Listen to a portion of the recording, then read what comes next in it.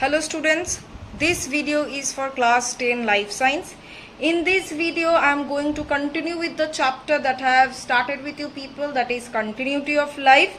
So let's not waste any more time and let's just start with our chapter.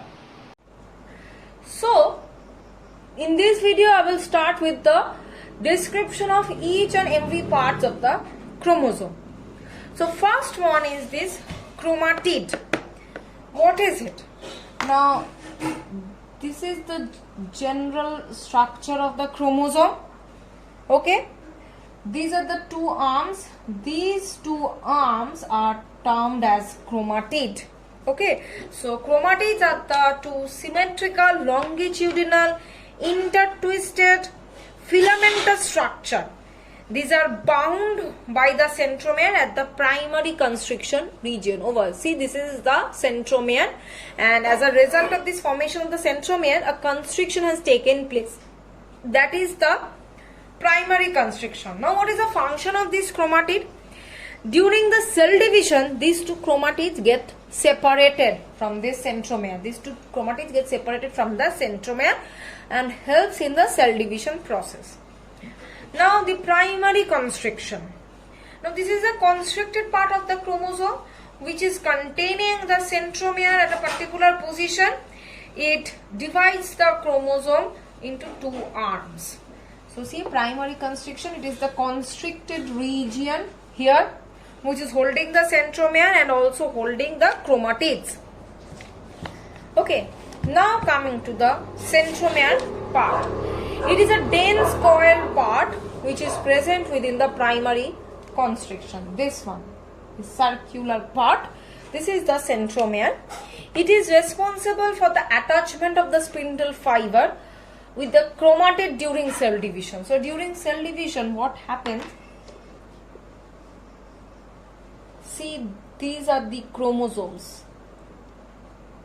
These are the centromeric region.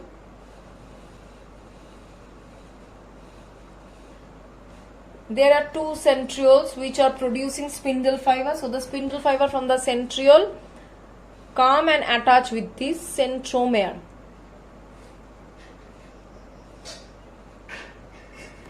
See, so it is actually the place of holding the centromere. Next is secondary constriction. Now apart from primary constriction, many of the chromosome possess another constriction. Okay, that is known as the secondary constriction. Now the nucleolus lies very close to that secondary constriction, and this secondary constriction may present in one arm only or maybe in two arms also. And this nucleolus which is present near this secondary constriction region, that is termed as node or nucleolar organizer region. Clear? Sorry. Next is that satellite, fifth part. It is the round or elongated knob-like part which is present beyond the nucleolar organizer in some chromosome. This satellite remains connected to the rest of the chromosome by a very thin chromatin filament, and the chromosomes who are bearing this satellite, those chromosomes are termed as SAT chromosome. Clear? What is the function of it? It plays a vital role in the formation of the nucleolus after the cell division.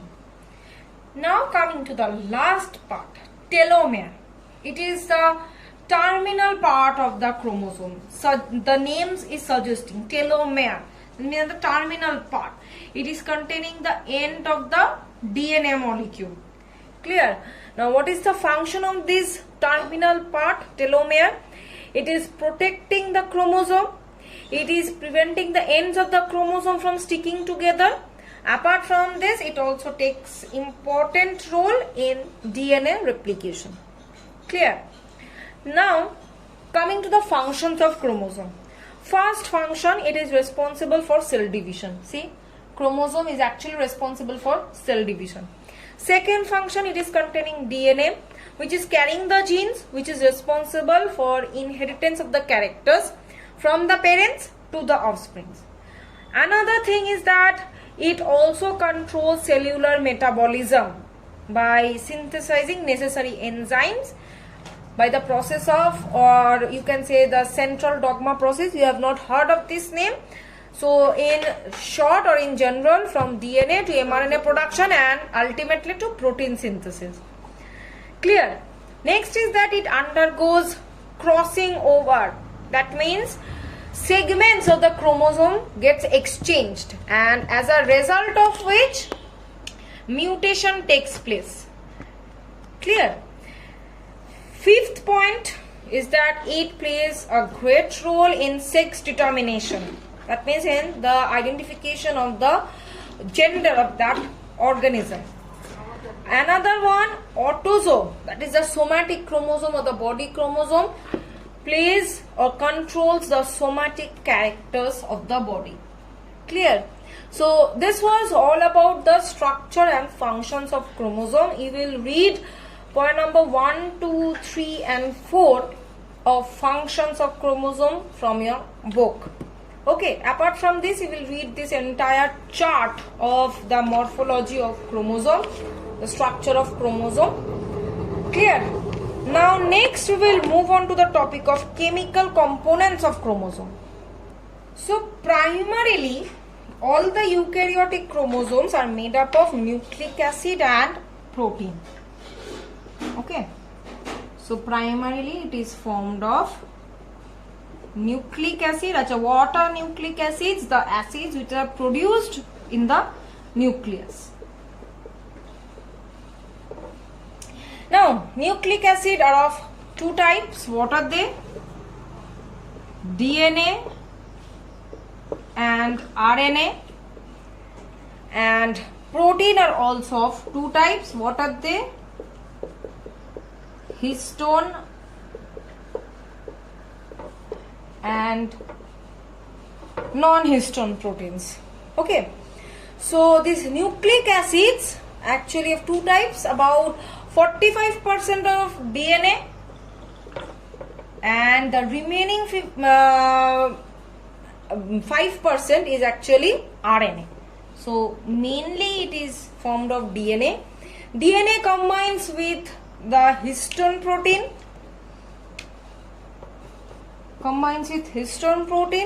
okay, which is a simple basic protein to form the nucleoprotein, obviously, which is a conjugated protein, and they remain in the ratio of 1:1. And the RNA and the acid protein, that means this non-histone and the RNA, they actually combine in a very little amount from one to another cell. Primarily chromosome contains 90% DNA and histone protein and 10% RNA and acid protein. Clear? Now this was all about the chemical components of the chromosome.